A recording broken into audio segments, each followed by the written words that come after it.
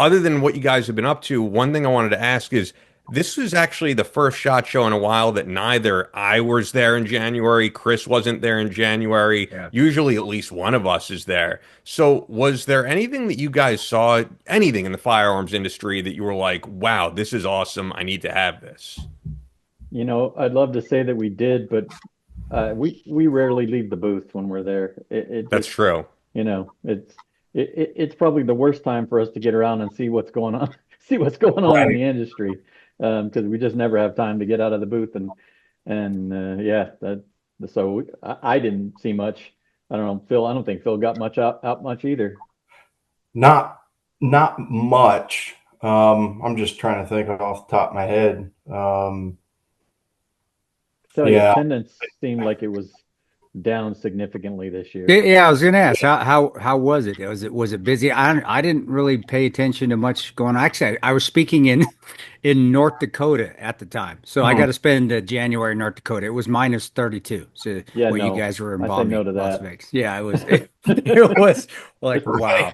But yeah, I saw some of the pictures, but yeah, I didn't really pay attention to it too much, just from what Phil sent me or what Ryan Kraft of Fort Scott Munitions sent me, or who's there, Maxim Defense, Mike Winfield over at Maxim. But it didn't look like it was, usually it's just massively shoulder to shoulder, It and it is, didn't. and this year we had, I mean, every year we have an event on Wednesday with the Three Rangers guys where they're Yeah, pouring yeah. whiskey and we're pouring your vodka and Like, well, stuff, Ben and was there, right? Ben came, Yeah, didn't he? Ben was yeah, there. Yeah, yeah, Ben was there. Yeah. yeah, and normally it's we'll have 400 or 500 people in the booth for that afternoon. I don't think we had a quarter of that. It was, Really? What do you yeah, think? it was really Why? odd. I I mean, I never saw any like official attendance numbers, but I just got to think that people are a little skittish about the way things are going and the chaos that's happening in Washington, which, from my perspective needs to be done, but I think it's made people a little bit skittish.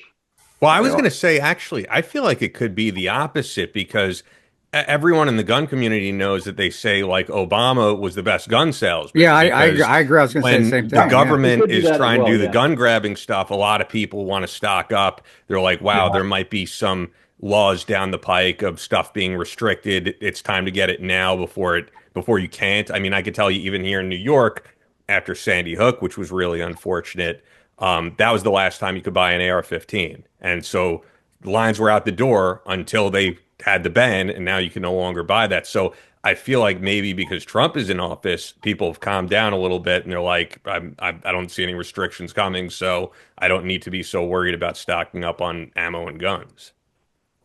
Yeah, Probably something I to got some buddies that are like in the silencer industry. They're selling stuff like crazy. So accessories and stuff are going, but I don't, but I'm hearing that like ammunition and gun sales are down. And that may be the reason. Maybe people think they don't need to go out and run out and get them. That's a They don't possibility. need to stockpile. Ryan says I that. talked to Ryan and Robbie over there at Fort Scott, and they do when they call it the Trump slump, where they said they Yeah. had Trump's in office, and it's the Yeah. Trump slump. Now we're not selling because nobody's worried about losing their right to own and bear firearms Yeah. or the ammunition. Thanks for checking out Battle Line Podcast. This is just a smaller clip from our latest episode, which you can check out in its entirety by clicking here.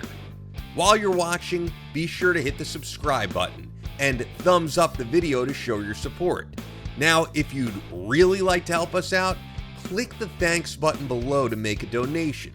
It goes directly to us in keeping Battle Line Podcast going